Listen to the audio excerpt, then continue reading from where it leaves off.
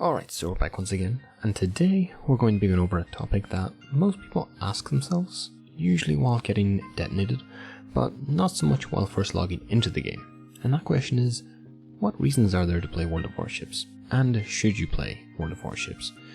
And that very question, those very questions, is what we're going to be talking about today. We're going to be going over a variety of different points that I've thought about over the past couple of days, but I'd also like to know your opinions on this. What reason can you think of to play the game? Let me know in the comments below. And as always, if you're enjoying the content, consider subscribing. But with that being said, let's get into it. So I believe a good place to start is describing what World of Warships is not. And it's not a lot of things, but it is some things. So I should probably start listing what it is and not isn't before I start repeating myself. It's not an FPS shooter or battle royale, although sometimes I wonder based on how often everyone wants to run to the middle of the map. It's not a real-time strategy game either.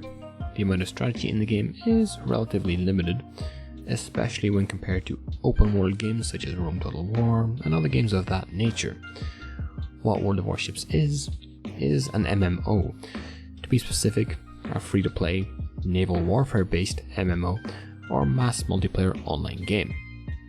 The free-to-play makes the game pretty much open to anyone, and the fact that it's a historical game also applies to another type of audience, even if the period of history is not all that interesting to all history buffs. You know, people are going to have different interests, and maybe naval warfare isn't all that interesting to some people who really enjoy history.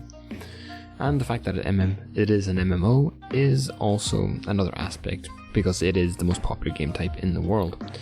So there's definitely pros and cons, and this is a very definitive line that World of Warship travels down. So with that being said, let's get into some of the reasons, or some more of the reasons. So the history of the game. The game is set in a particular period of time, as I've mentioned above, ranging roughly from around the early 1900s to around the midpoint of the 20th century, in general of course. For many, and possibly for you too, the history aspect of the game is perhaps the biggest factor that will make you decide to either play World of Warships or give it a miss. For myself, I love history, but I guess you could say World of Warships' appeal worked in reverse for me. I loved all kind of history, ancient, modern, military, social, all different kinds. But one kind that I hadn't even considered or thought of was naval history. And when World of Warships popped into the view for the first time, it was a way for me to get a glimpse into a bit more of a side of history I've never experienced, and also at the same time have fun playing a game alongside it. But I feel for most people, if you're not that into history, this game probably won't be for you, and even if you are, you might enjoy other historical games a bit more. Things like I've just mentioned beforehand, Rome Total War, Hearts of Iron, stuff like that. And that's only a few of the vast selection available. But with that being said, history and the gameplay kind of go hand in hand, so even if you're not 100% into the history, the gameplay might actually draw you in.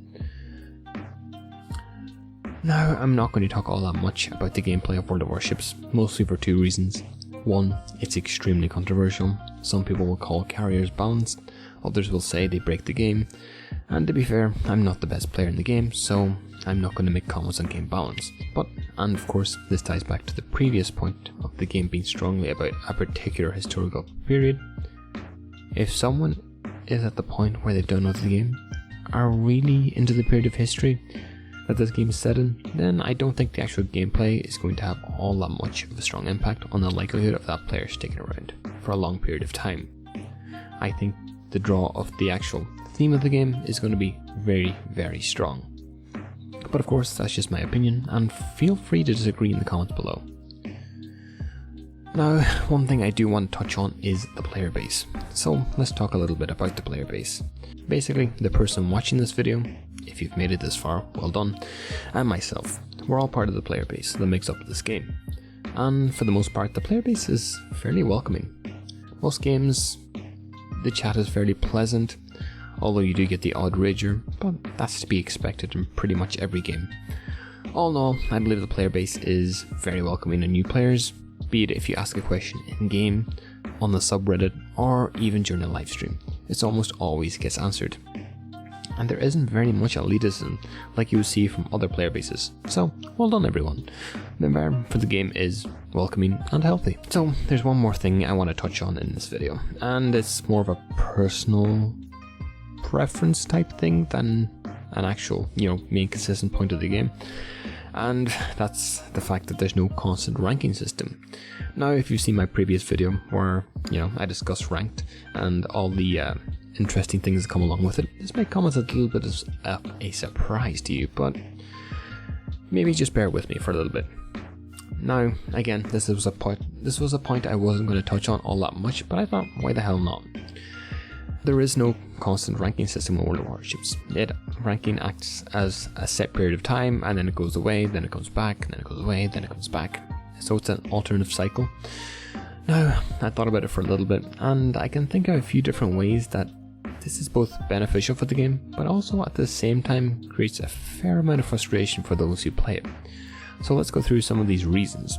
Firstly, the absence of any kind of constant ranking system means that good players play with bad in random battles, and vice versa.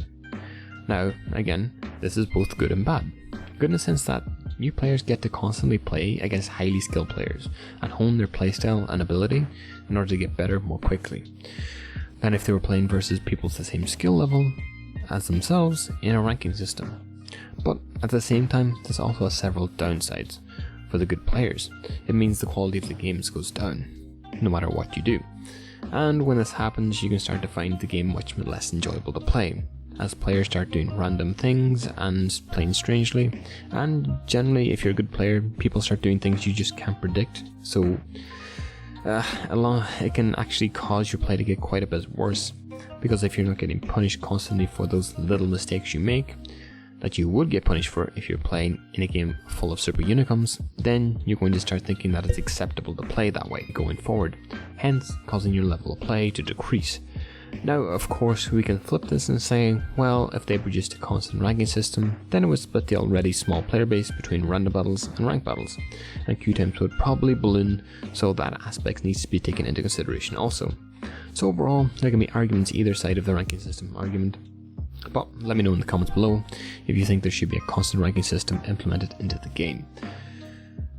So that's it for another video. Do you agree? Should you play World of Warships in its current state? What aspects of the game could be improved? What aspects maybe need to be removed? And where do you see the game headed for new players that are just joining the game for the first time? And as always, if you enjoy the content, give it a like. If you dislike it, give it a dislike. And if you're enjoying, consider subscribing. But as always, I'll see you all in the next one now.